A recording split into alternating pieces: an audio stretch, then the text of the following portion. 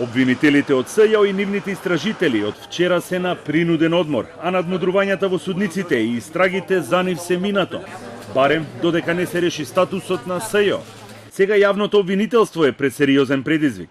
Во нивни раце пристигаат 20 на судски процеси кои тие ќе треба да продолжат да ги водат и да се изборат за осудувачка пресуда.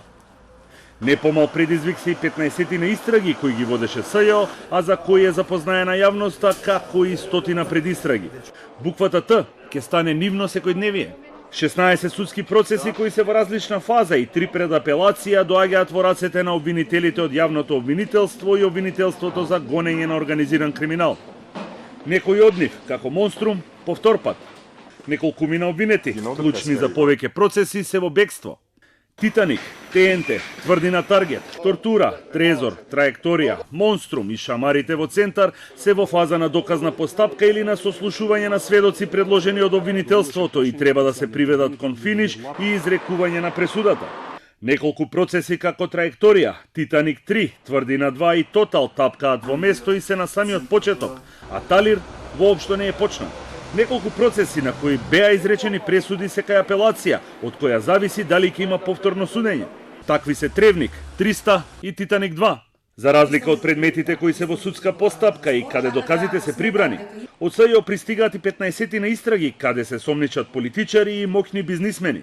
Империја, хармонија со Стефче Јакимовски и Никола Груевски, Опис со Али Ахмети и Никола Груевски, Моќник со Антонио Милошовски, Подарок со Зоран Ставревски, Базни станици со Жарко Луковски, Друмарина со Силвана Бонева, Ренген со Никола Тодоров, Талир 2, странски служби, Поштенска банка.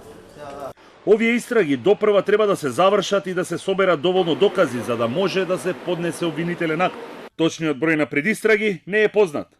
Според последниот извештај на СЈО, кој датира од март годинава, во тоа обвинителство тогаш се воделе вкупно 243 предистраги.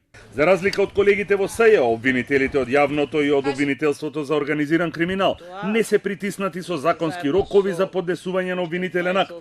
Тие ќе можат до крај да ги истражат и истераат предметите кои СЈО ги отвори по истекот на законскиот рок од 18 месеци, како што на пример е Талир, бидејќи Врховниот суд нема правна можност да ги оспори како што досега беше случај.